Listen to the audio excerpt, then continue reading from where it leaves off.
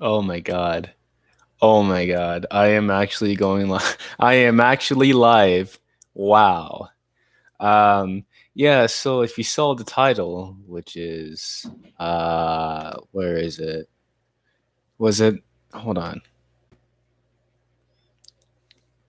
Yeah, I think it's yeah, it's the oh yeah, the quickie. Oh god. I forgot I agreed to do this. Now I'm using my shitty ass Chromebook, but I really can't do anything about it. Is this fucking microphone working? Or is it where is it? Hello? Hello? Hold on. Gotta go to my channel. Alright, yeah, it's working. It's working. Alright, yeah, it's working. Look, it's me. Ooh. Look, it's me. Ooh. Look, it's me.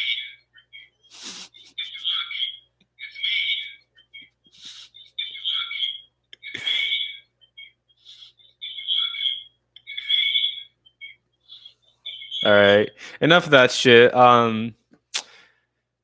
Now we're going to the quickie, and I wish I could show you, but I don't know how to do jack shit with this stuff. Yeah, so I shouldn't. Let me see. Quickie. Okay, we have, let's see, something not too disturbing. We have some of the trolls, some of the Chris's past life, Sonichu comics, his parents. No, we're not gonna read his parents. No, not a chance we're gonna read his fucking parents because the shit he did after with his parents that he well, his dad died back in 2012. Rest in peace, Lumberjack. But his mother, that's a different topic. That is a different topic to talk about. And yeah, that's quite interesting to think about. Uh I'm just on my phone texting a little bit, but okay. Now, let's see what to read. What to read. Hmm. Article of the Week. Sonichu issue 10 is the 11th issue of the Sonichu comic series. Chris submitted the first page to the Wikipedia on December 8th, 2009. Shortly after finishing issue 9, the final pages were scheduled to be uploaded on the 24th of February, Chris's birthday. Though he missed it a few hours, the issue seems to return of Chris from the time void, proving that Chris was unable to keep himself out of the comic for a very long time. Very long. Once again, the title character takes a passenger seat role to Chris. In the issue, he and his electric hedgehog Pokemon quickly embark on the quest to systematically eradicate homosexuality. Tie up irrelevant plot lines using convenient Deus Ex Machina, willingly murder hundreds of people for drawing porn of Sanji characters, and provide an outlet of disturbingly violent revenge fantasy against the creators of Asperchu. All the source, all the secure Chris's dystopic, dystopic rule over Quickville. The comic sees a drastic change in Chris's creative efforts as outside forces directly affect the outcome of the story and breach the walls of the universe of Quickville, a world that Chris believes genuinely exists and that he, until then had full control over it as a sanctuary in which to escape reality. This internal compromise of his paradise imaginary world likely resulted in the 5-year hiatus of the series. Mm, that is that is interesting. That is wow. I did not. I did not.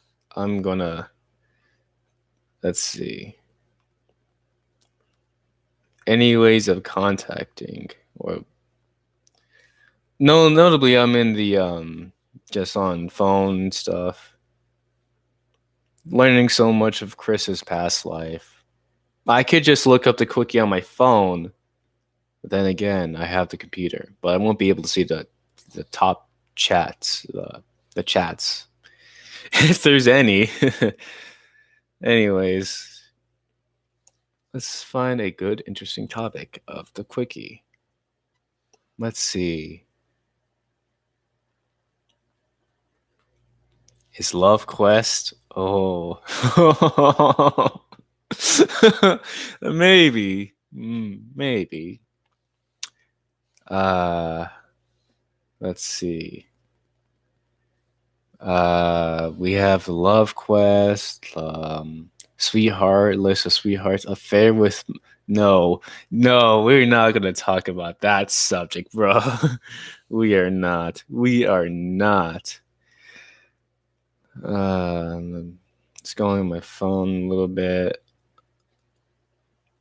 Fantasies, Dimensional Merge, Mesa Comp. What? Internet presence, trolls, unholy cheatard, white knight, A-log, Endblers. Endblers? Weens.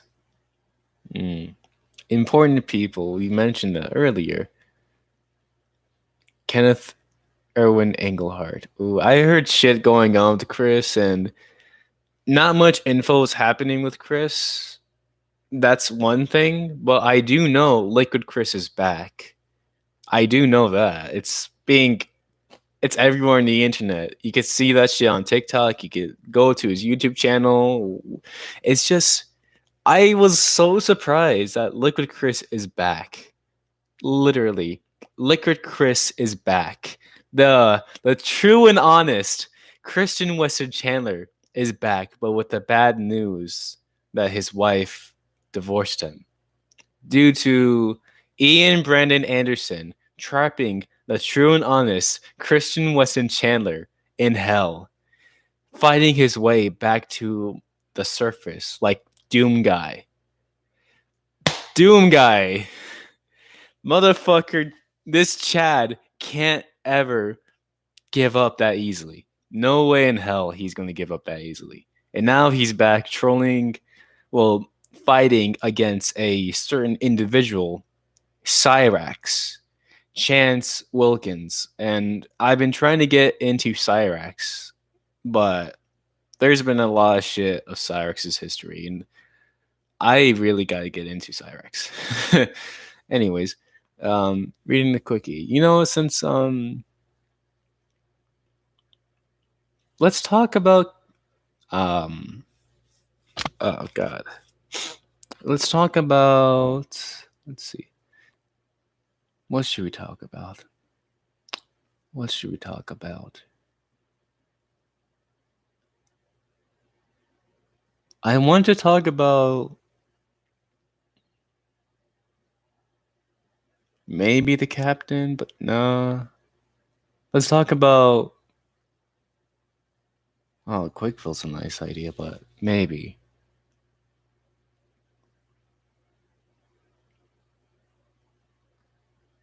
What's a good topic to read of the quickie? Manchester. Actually, let's read the gameplays. I want to read on the gameplays.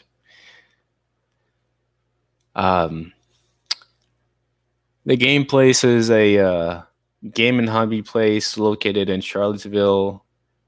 It shut down, I believe. When was it shut down?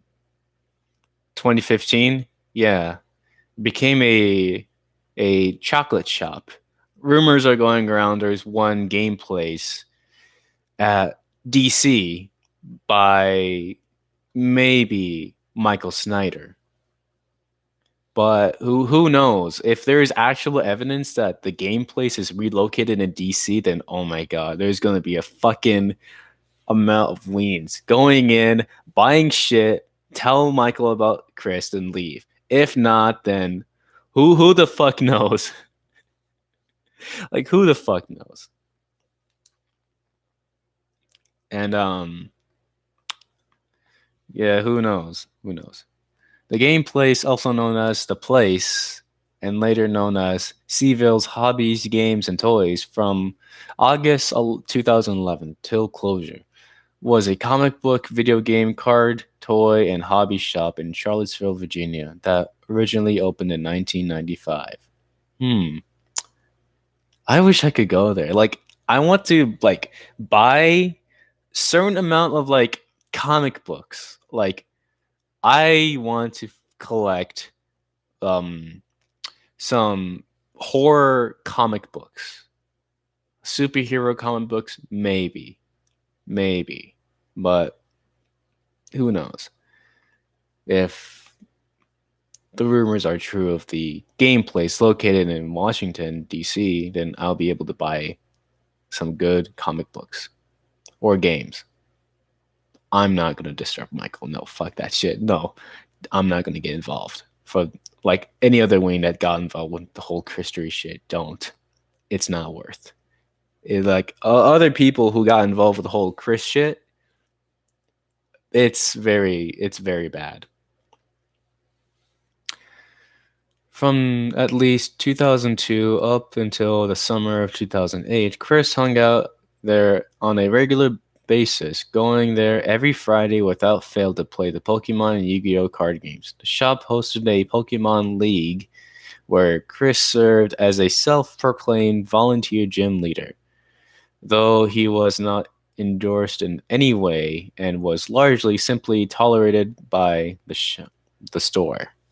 So he wasn't actually a gym leader, but a substitute. Only once, I believe. Once. Uh, After a long period of increasingly disruptive behavior and repeated warnings from staff, Chris was permanently kicked out of the store by one of the managers, Michael Snyder, on June 6, 2008. After his permanent ban, Chris attempts several times to regain access to the store to no avail thanks to Michael's insistence. Huh?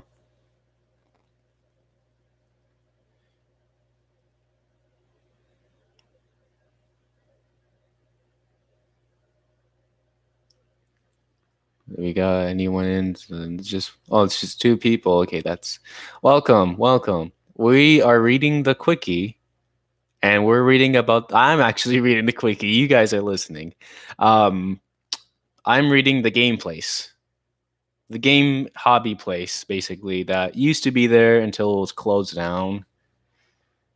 What was I?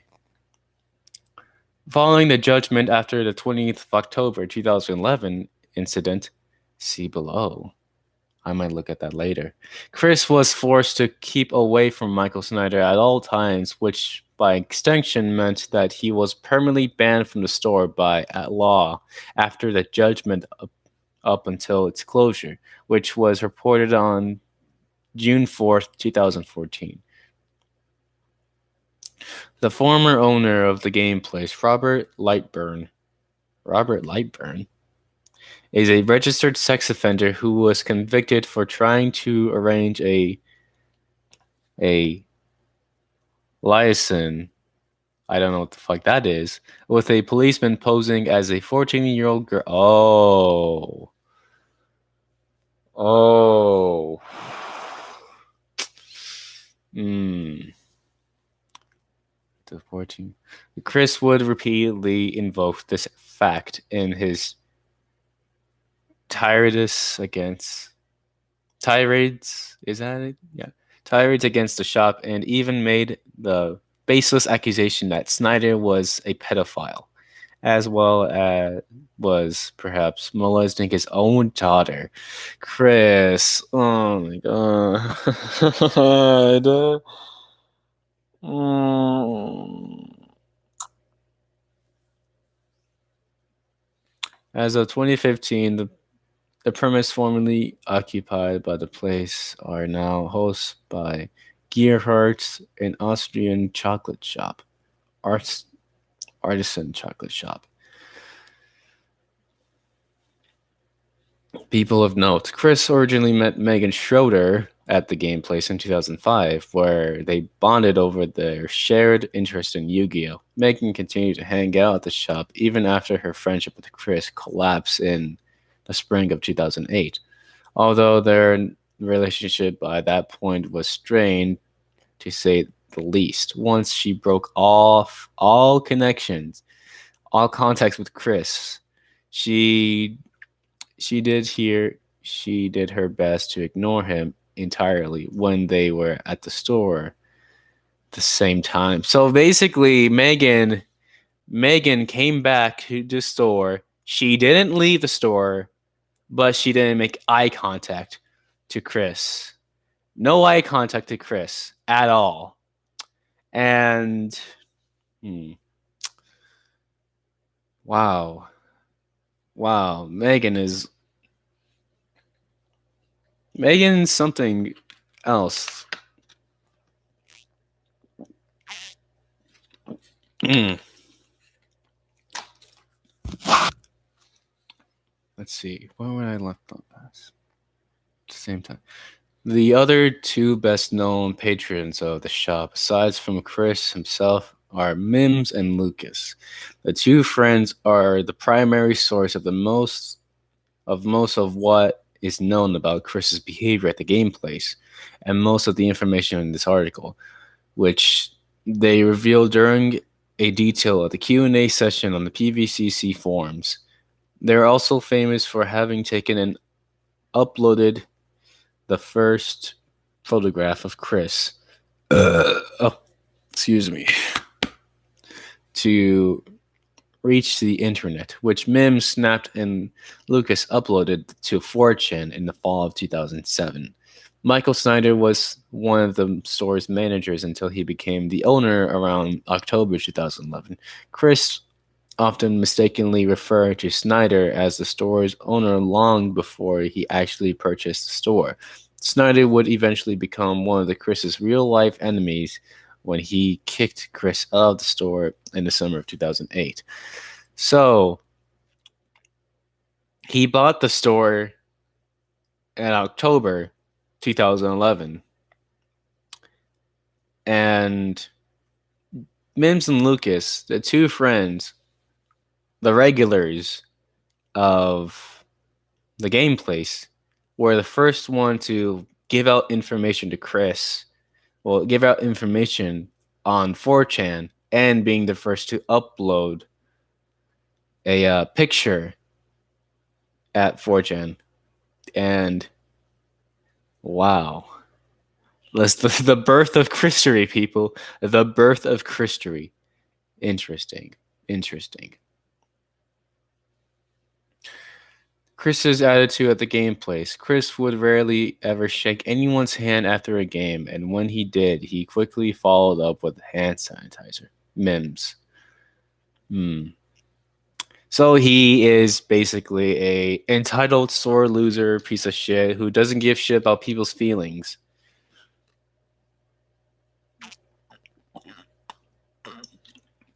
That sounds like Chris to me. 100%.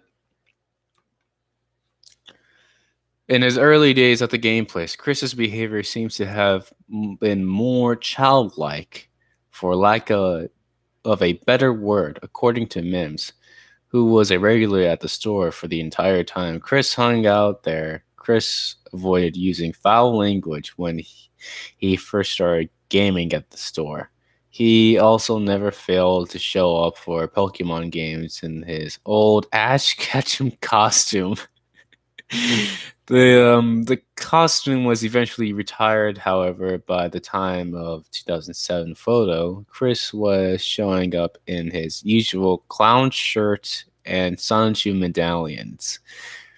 And Chris's behavior grew more aggressive and vulgar over the years. According to Mims and Lucas, Chris often become angry at his card game opponents. Even small children.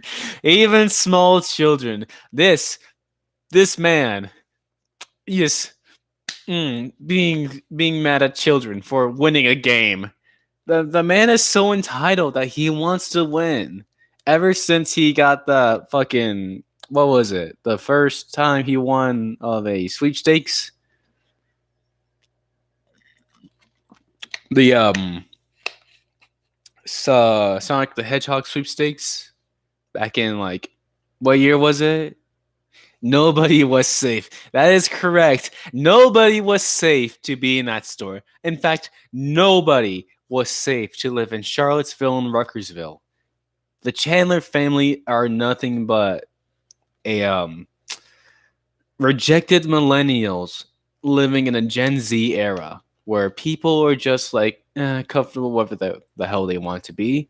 But Chris and his family, they're like, oh no, don't be like that. That's against the Bible.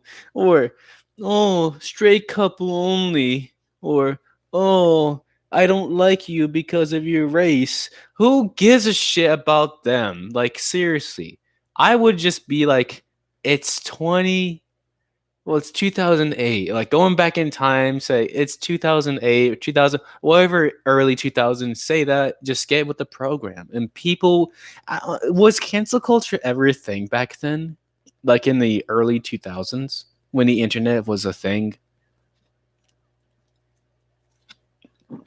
Like, I want to know because Chris would have gotten canceled like that because of his whole aggressive behavior, homophobia, racism, all that stuff that is built in Chris, he would have gotten canceled very fast. What was I? The the costume was original. Oh, I already read that. Small chill. Yeah, chill. An October 2007 email from Megan mentions an incident where Chris was extremely threatening and insulting to a guy whom he thought was putting the moves on his gal pal. Mims recounted a few instances of Chris displaying his blatant racism with his dislike and distrust of black people. He was openly suspicious of the young black kids he played Pokemon and Yu-Gi-Oh with, apparently because he thought they were going to make off with his cards.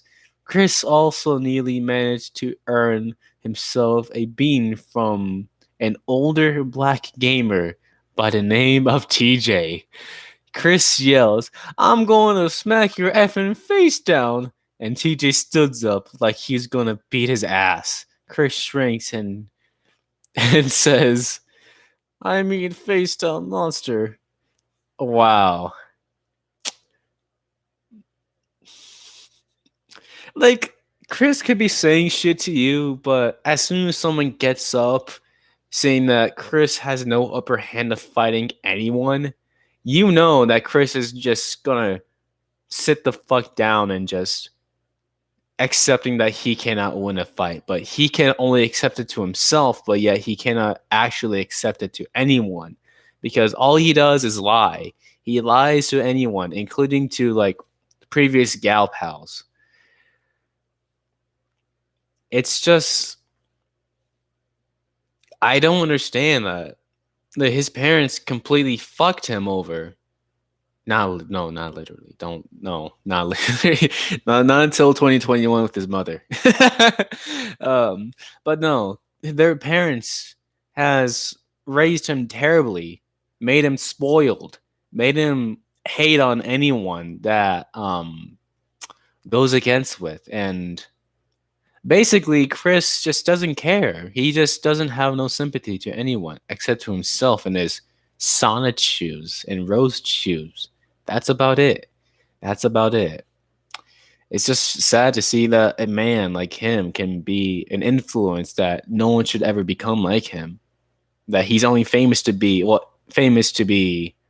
um, the only laziest person ever to live on God's green earth. Let's see.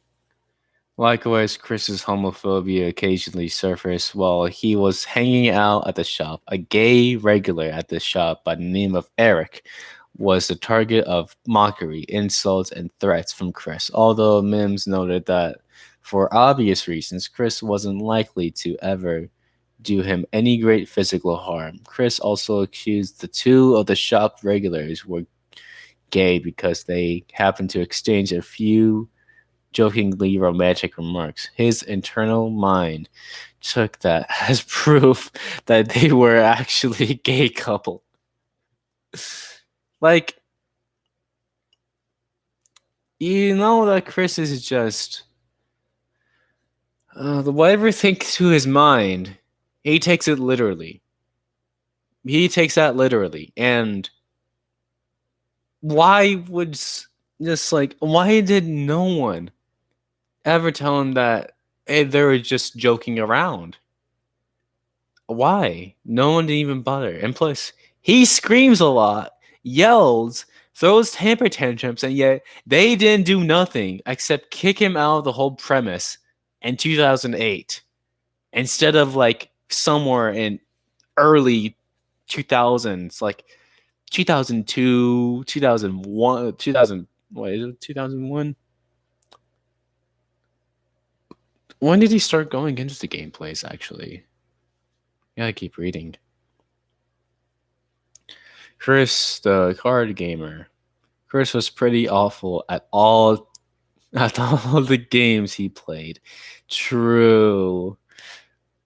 After watching the Geno doc, after watching any other documentary of Chris's, he is a terrible player.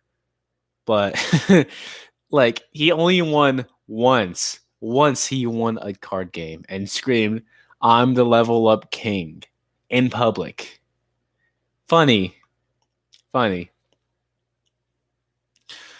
Though he apparently spent plenty of money buying new cards at the store and built them into a sizable collection of themed decks, Chris didn't have any atti- attitude for deck building or strategy in the Pokemon and Yu-Gi-Oh card games.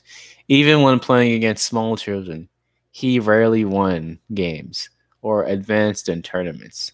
Although Mims recounted the one occasion where Chris managed to win a match on a day when most of the regulars were absent and proudly hollered, "I'm the level up king."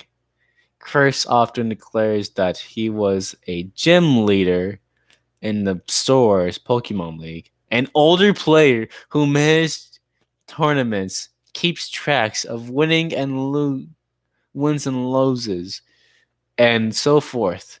It's mentioned on his resume. Oh God. For instance, and he talks about it in the father call.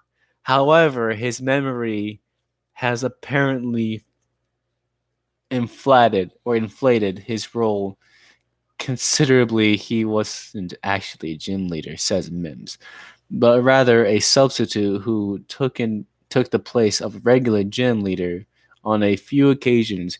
He also wasn't a very good at the job, reportedly becoming angry and snapping at players he was supposed to be taking care of. This earned him his first ban from the store, lasting 2 weeks, which, according to Lucas, began on the 4th of April 2008. So that was his first ban in 2008. April 4th. I'm surprised that people documented this man. Like, it's just so fascinating to understand that he's just a representation of what not to be. in society. And Chris did a very good job of what not to be in society. It's it's so interesting. Let's see. What did I to Chris's very slight credit, Mim says he did resist using his custom Pokemon Yu-Gi-Oh cards in his actual card games. Mims and Lucas also noted that he played the Universal Fighting System card game, often playing female characters such as Cassandra and Chun-Li. Of course he's gonna play female characters because Chris is like, I'm straight, which you changed. Well, actually, you didn't change your gender. You pretended to be female to get lesbians more. I'm not calling Chris a she after the shit Chris did. And everyone knows Chris is just basically a predator of looking for any female to make into his sweetheart. It's just wrong for him to be transgender, for going after lesbian women when it knows the fact that Chris is just wanting to have sex and he claims to be a Christian, but he should know that adultery is a sin and he has committed many acts of the seven deadly sins and many things that he sinned the most. The one thing he sinned the most was incest. That was 2 years, I believe, or 3. It's 2023. 2 years, yeah, 2 years. Um, let's see. The gameplay's photograph. Ooh, now the photograph back in 2007. In the fall of 2007, Chris discovered the Encyclopedia Dramatica page devoted to him. There, he has also discovered a blurry photograph of himself, which had been taken and posted to 4chan by Mims and Lucas, respectively. Though he'd already pretty throughout blown a gasket over the ED page, Chris went even crazier trying to discover the identity of the photographer. In an email to Anna McLaren from November 2007, he mentions pestering the staff of the gameplays to go through their anti-theft camera footage to find out who had taken the photo. Unsurprisingly, they weren't very cooperative, according to Mims. Chris complained about the photo and the ED page so loudly and frequently at the store that the management eventually threatened to kick him out if he doesn't stop. Chris also complained to his mother, who apparently became as angry as or more so.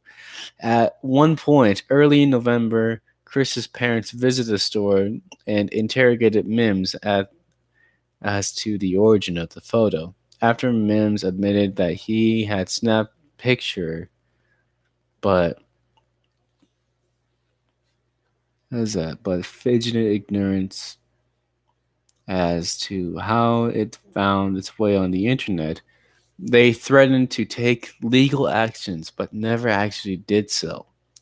Chris's investigations continue on and off for months after he originally found the picture. In the email to Megan sent in March 2008, an oddly situated in between desperate apologies for the porn he drew of her. He recounts an indirect confrontation with Lucas at GameStop on the 8th of March. Wow. So basically, Chris and his parents threatened Mims for legal actions but never do so because Chris is. Well, I think his family is more afraid because they did get into legal actions with the school systems of Virginia after um, the staff Chris went to school, or they pinned him down due to him having a temper tantrum. They threatened to do legal actions with Chris. Is well, not with Chris, but with like against the staff who pinned Chris down. Chris starts to believe that the principal was a homosexual, and they have recordings of him screaming and such. But Chris seriously, like, how can he tell if the principal is gay? There's no evidence of that shit, really, and I doubt that Chris is saying that so he could just have like some sort of a pity point to make people to believe that. But Chris is just Chris. That's just about it. So it brought up to my mind first word being monkey. So I told Mims that, and with the turn around towards the accompanying Lucas, I said in his direction, well, that's something new you didn't know about before about this Chan. I noticed a look on his face like, wow, I can totally wail on that tidbit of information. He said nothing. Later, Lucas gave his own interesting take on the story. The funniest part about that is that I have no recollection of him saying that to me whatsoever. I had no idea it was even a suspect until I saw that email. Mm.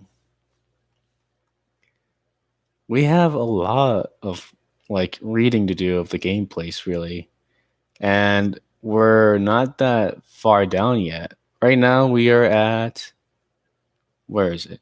The Chris gets the boot. Very interesting. Very interesting. Hmm.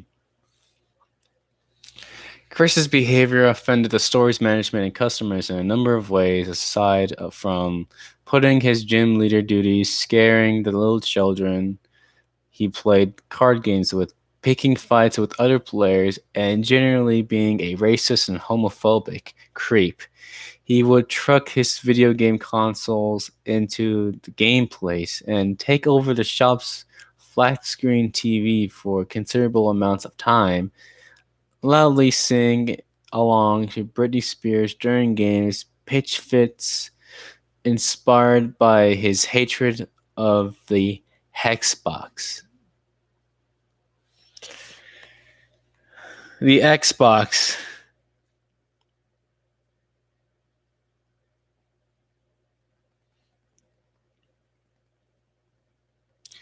The fucking Xbox, seriously. Like I know some gamers have beef with Xbox, but I mean it's not even a bad console. It's just expensive. More expensive than like Nintendo and PlayStation, I believe. Actually, I don't know. Where did I leave? In public and so on. Chris received his first ban from the store on the 4th of April 2008, lasting 2 weeks after he went into the store's back room unauthorized to grab a box of assorted items from the Pokemon card game sessions. According to Mims, Mike used this as a pretext when in fact he was losing customers because Chris was consistently constantly making an uncomfortable environment with his spoiled and obnoxious behavior. Unfortunately, Chris did nothing to change his ways, and things would only get worse for him later on. The straw that broke the camel's back was an incident in the summer of 2008 where Chris got into a shouting match with a young black kid. That particular incident triggered Chris's permanent ban from the store, though Mims stated Mike was looking for any reason to ban him at this point. While Mims recollection recollections was that the permanent ban took place in August. Chris correspondence indicates that it must have occurred on the first Saturday of June. Particularly, Chris did his best to resist getting kicked out of the store. He brought his parents in to argue with his case with Michael Snyder, to which Michael responded by calling the police the jerk ops, despite a fierce response from Barbara Chandler. Chris and his family failed to move either Michael or the cops, and from that point onward, every indication was that Chris would never be allowed back into the store. So basically, he got banned from screaming at a black kid, a shouting match of a black kid for.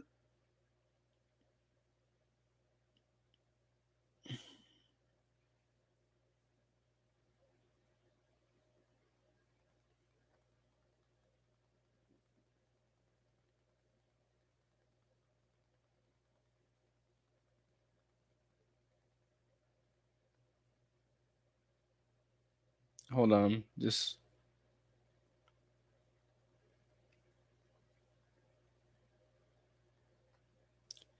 Anyways, what was I?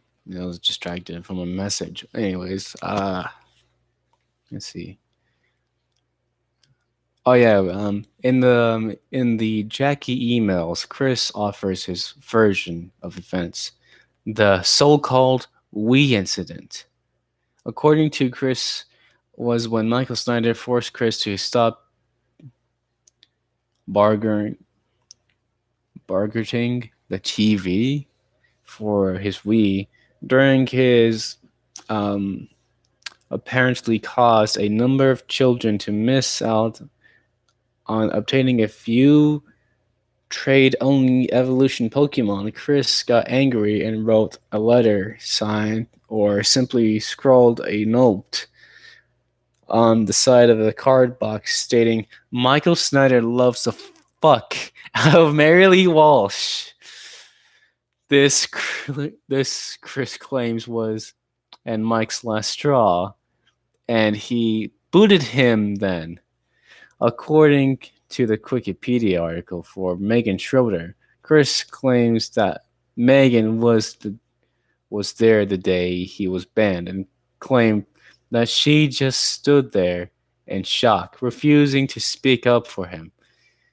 In reality, of course, she was simply disgusted by his behavior, like any rational person would have been, and rely relieved that his banning would be the last time Chris would ever be in her sight. Also, she refused to defend Chris not because of shock, but because of his sexual harassment direction of her dingy anger issues and overall immaturely ultimately cementing the fact that nobody wants Chris to ever return to the store. In February 2011, Chris mentioned in Autism Tutorial Part 3 that he still feels bitter over his banning.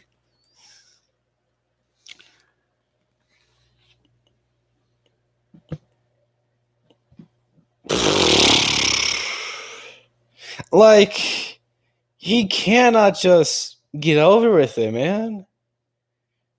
Like, how could you not just accept the fact that you're not coming back? And and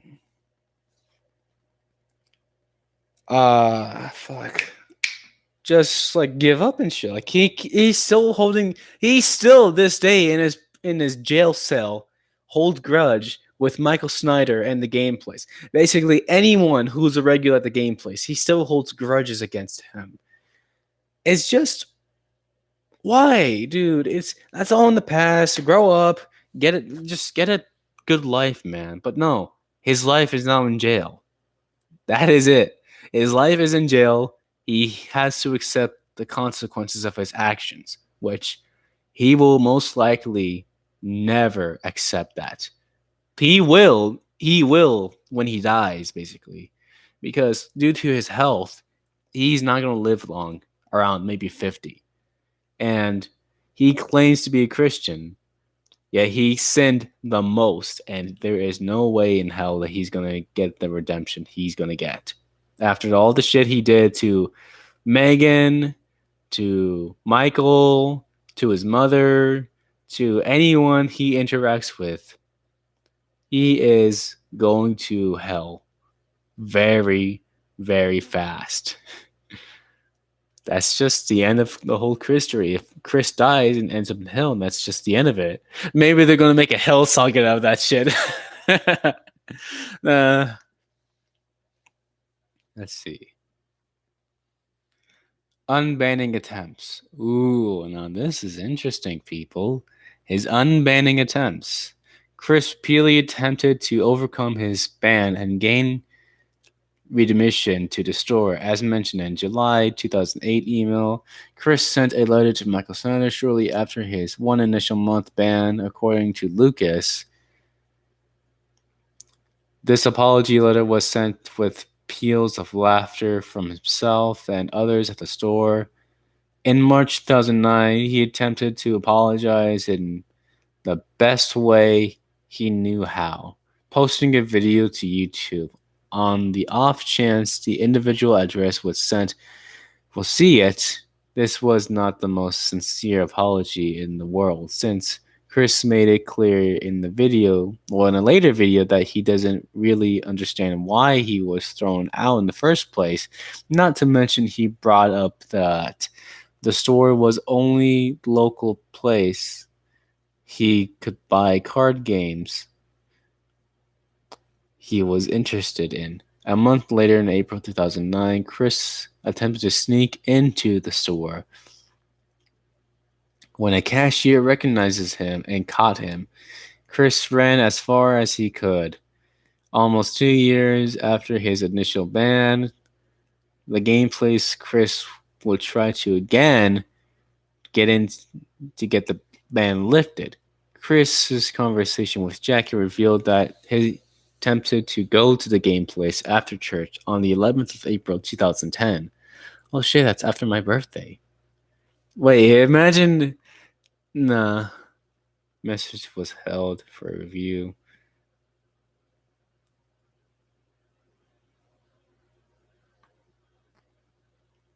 Maybe. On Sundays. I don't know. I don't know.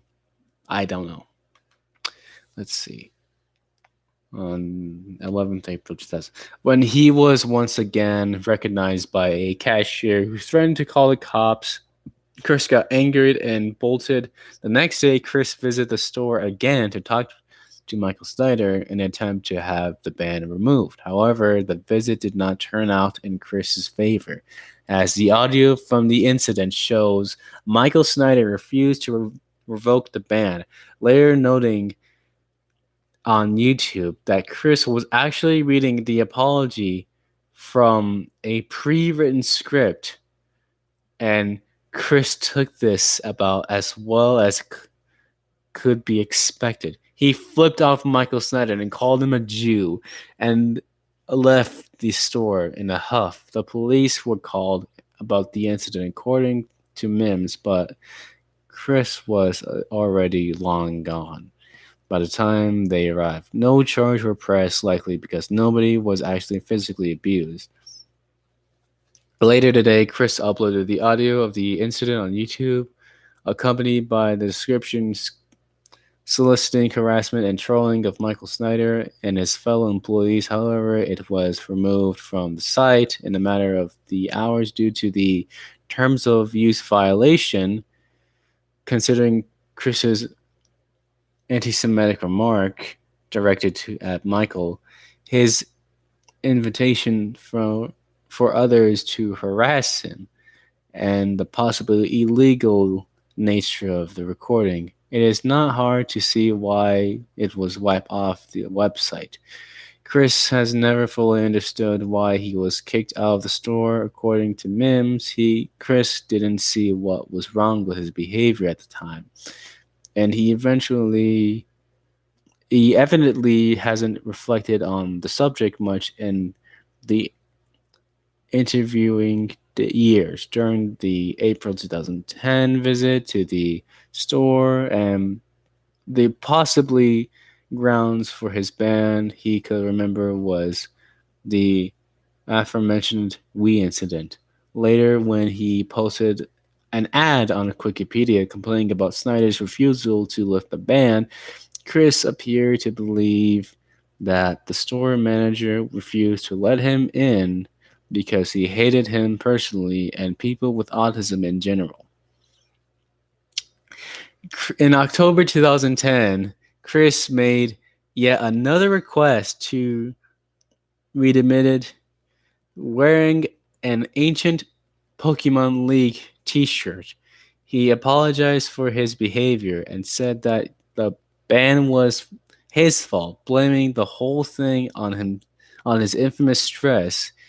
He also claimed to have only shouted out a loud outburst twice. Unsurprisingly, Mike wasn't moved.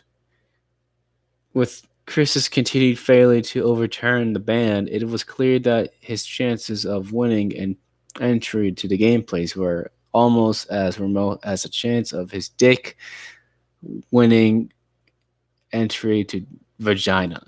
Duck winning entry to China without the use of commercial service. So basically, the amount of times Chris has been getting into the gameplays, he failed many times completely. Many times he fails on getting in due to his behavior, which he still never understands why. Not once in his life. Really. I would just completely ask him the reason why you were banned is because you have your loud outburst, your sexual harassment, your soliciting, your racism remarks, your homophobic remarks, and anti Semitic remarks, basically. You are just a terrible human being that really doesn't care about anyone. You will just touch women inappropriately without their consent. And it's just, you need to grow up, Chris. Like, you complain, anyone else trolls you to say grow up, which you should grow up as well. You don't have a job, you don't go to school, you don't clean your room, you don't exercise, you don't take showers, you not in one chance ever moved out, never ever find a girl because of your behavior, the way you um, poorly take care of your hygiene, the way you act, the way you've showed hatred to people with homosexuality and people who are colored or religion related. It's just, you need to understand. Like, I know he's not listening to shit. I don't give a shit if I'm saying this because Chris seriously is a terrible human being, a failure as we speak, but yet his only reasons of his fame is because of his behavior. Never about Sonichu. No, it's about him because of his outbursts, racism remarks, homophobic remarks, threats, and the crimes he's committed, including the infamous 2021 August crime. Well, actually, that shit happened 1 month and late June through July until August. It's just sad. Like, you know what? I felt bad for Barb, but on the other hand, she did terrible things to her son, Cole Smithy, which Cole was the victim of Barb, and Cole moved out at the age of 17, not wanting to go back to see his mother and his stepfather and his half brother Chris. He hates Barb the most, but now he hates Chris the most because of the actions he did. Like, he doesn't give a shit. Like, I believe that maybe someone said that Cole Smithy cried when Bob died.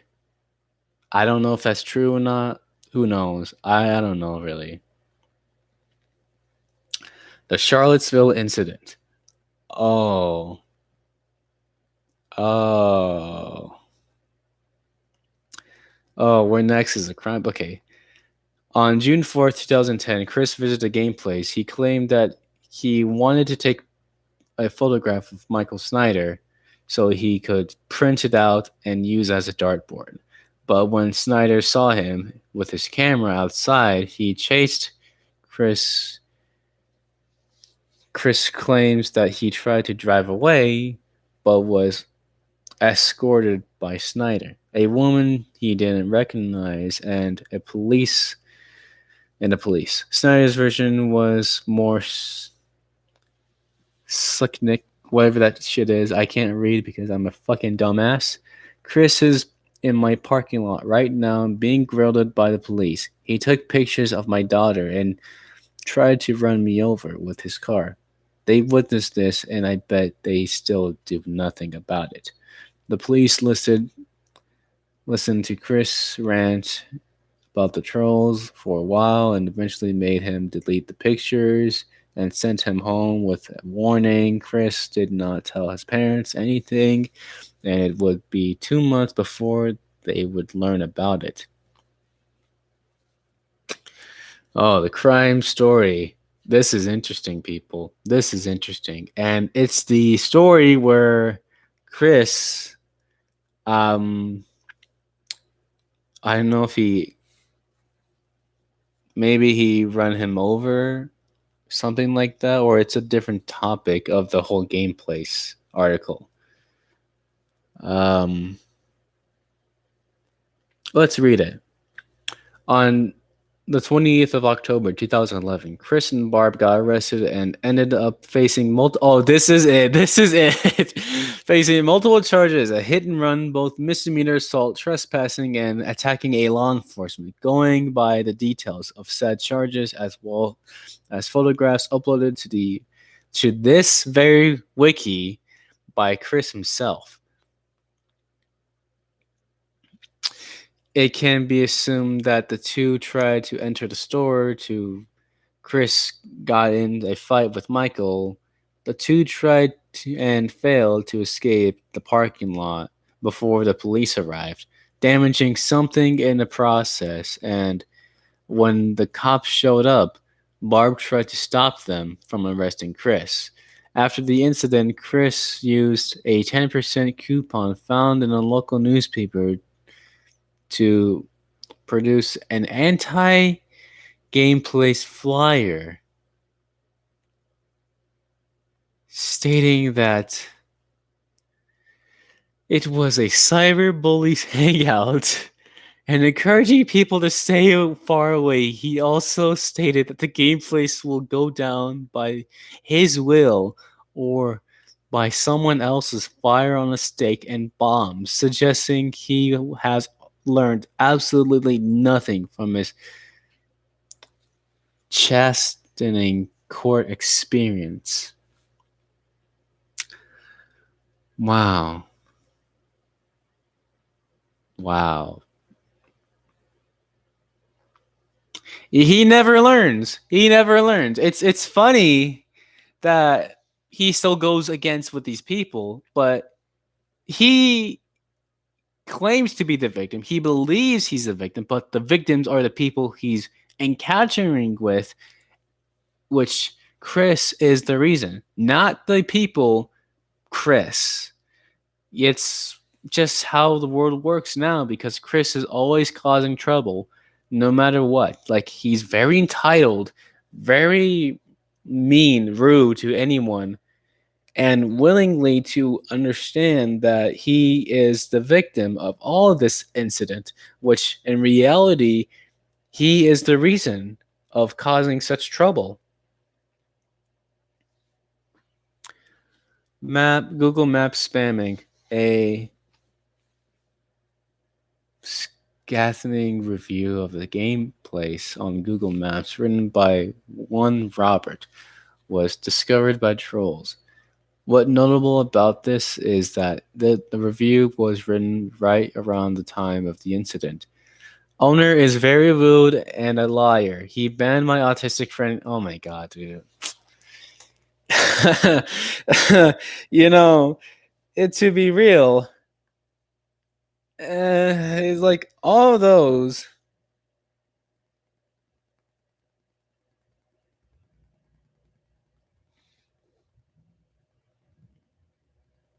Um,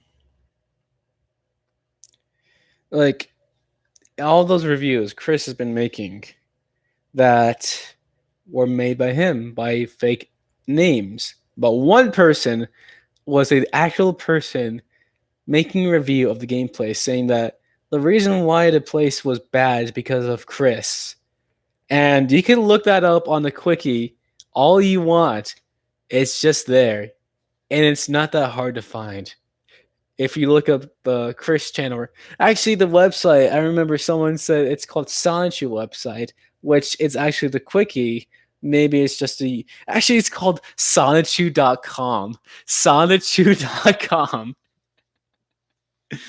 Oh my god, I love how people just basically just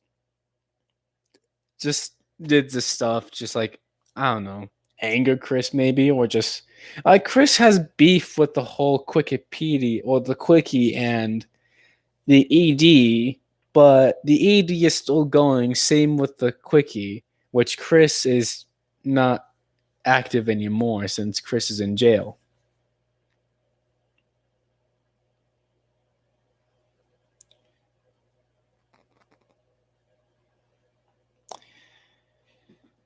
Uh, my god, dude.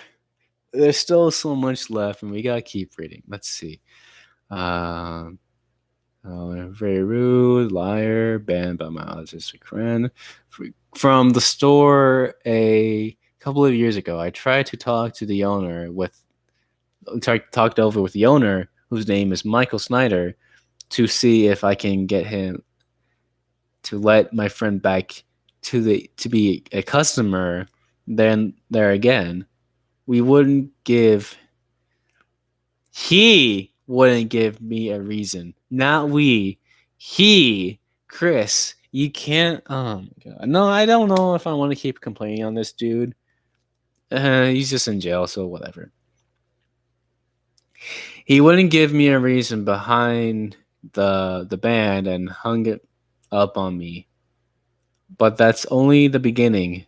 Just recently, he actually had like the gall to charge my friend and his widowed mother with some bogus hit and run charges. The employees, however, are pretty nice and try to help you, but if my money is going to profit of this utterly cont- contemptible, I can't fucking read. Fuck me. I hate this. Um, contemptible owner. I would much rather take my business somewhere else. You know that this is Chris. You could tell it's written in Chris's shitty handwriting. Smells like Chris because he has never taken a shower and has fucking just fingerprints of eating McDonald's food, man. Several clues made quite a few trolls suspicious that Robert was actually Chris. The mere fact that his friend has to point out that he's autistic from the get-go raises a red flag, and the message is pretty much full of contempt towards Michael Snyder and pretty much sets the tone for his anti-gameplay campaign above.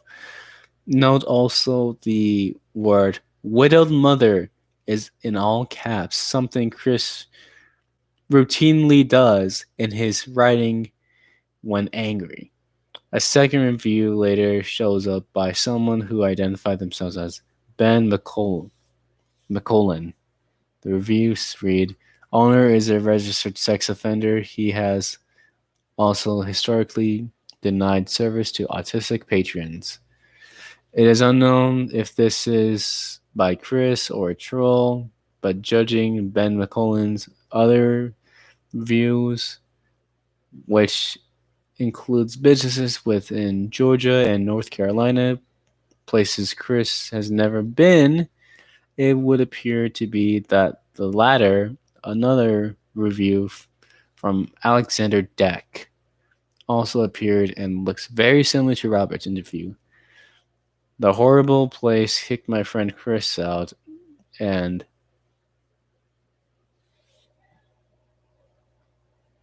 I thought I heard something with the headphones, man. It was like a horrible place kicked out my friend Chris, and for that I can never forgive them. Another review from Henry Bradston is possibly Chris. The store has a wonderful and expensive selection of Yu-Gi-Oh cards, which is what attracted me to the store in the first place. Then my cousin mentioned he was banned for the store a few years ago, and that made me realize how nasty the employees are. Upon a visit I took to the Seville's Hobbies, Games, and Toys last month, I had the pleasure of meeting who I think was the supervisor or possibly the owner. His name was Mike Snyder, Mike, and he seemed like a very nice man. After only browsing booster packs for 5 minutes, I saw him start screaming at another patron. I don't recall what the argument was about, but it only lasted a couple of minutes. The little kid, who couldn't have been older than 10, ran out of the store crying. This incident alone, coupled with the fact my cousin, who already has troubles of his own, was banned for what he says was no good reason, is changed has changed my perception of the store entirely. I would advise anyone who is interested in comics, card games, or toys collecting not visit the store. And if I could say something to that fat 60-something-year-old, I'd tell him to change his business tactics of scaring kids away, cuz it was only hurting his business also. It turns out the owner is a registered sex. Uh,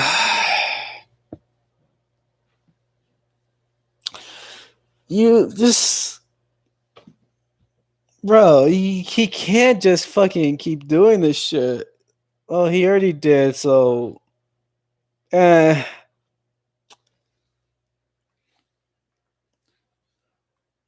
Barb and the game place. I mean, we're not even. We're almost done. Actually, we got one, two, three, four left. Well, actually five because I'm gonna read Barb in the game place. A phone conversation recorded in the early of August 2010 revealed many more details about the odd attitude that Bob and Barb Chandler held and continued to hold towards the gameplays. During the discussion, they show a total ignorance of how Chris behaved at the store and why he was banned. Barb shows signs of still holding a grudge over her visit to the store. After Chris's final ban, while Bob suggests that he believed that the trolling of Chris somehow originates from a conspiracy at the store. Mike and Megan are the ones that conspired together with a couple of the other kids that I think they were there that I think were gay to persecute and torment Christian for years.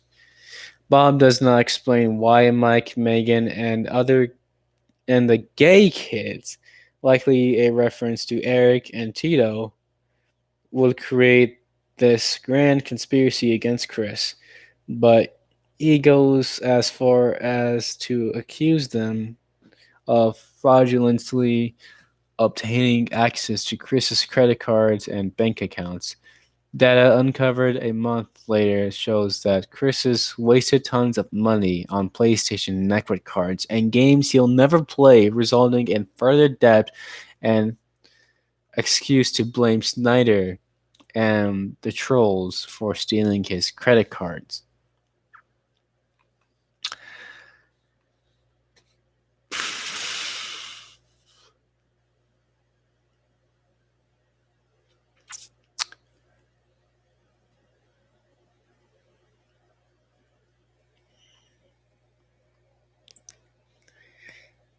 I can't. I suggested to doing this shit, and I don't know why. Then I remember. Oh yeah, my system's fucking broken. My PlayStation broke last year in July during a power out. It burnt the hard drive. Well, it fried it when the power went out. Luckily, I bought myself a new hard drive, and I don't have a flash drive to download and upload the updated files on my system. So maybe I might get a flash drive, or just have one of my friends to come over just to have a flash drive ready. But now that I'm going to keep reading, it's almost done. Chris accepts the game place. On the 4th of April 2013, Chris posted on the Facebook, I, Christian Weston Chandler, fully never ever forever want to have anything to do with the game place, a game and hobby place. It never felt through, but I could have been a genius plan. It could have been a genius plan to lure Mike into lure. You mean lure Mike into a false sense of security. Nope, he still wants it scalded on the 2013 Imgur leak revealed a post that would elaborate more the development, assumingly Chris believed that everyone at the place mastermind the trolling that continues to haunt him to this day, particularly Megan and Mike, who he deemed as the prime trolls. He also called for the place itself to be destroyed, if only for the reason of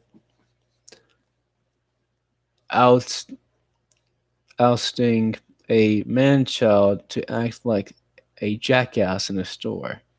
Either way, given the consequences of his actions and his utter refusal to let go of childish things, it seems very unlikely that Chris will forever or forget the gameplays. It does, however, raise a valid question concerning Chris. What will he do once his prohibition ends? Proving once and for all that Chris absolutely refuses to let go of his band from the gameplays. On October 4th, 2013, Chris posted a very angry Facebook post where he shifts all the blame onto Megan. And the post, he claims that Megan had been plotting with a gameplace employee to set up everything to get him banned. From the photo being taken by Mims and Lucas to Megan pretending to kiss a homosexual jerk, thus leading to him getting banned forever. He then goes on this to say that he'll continue to curse the gameplays and Megan until she apologizes for what she's done.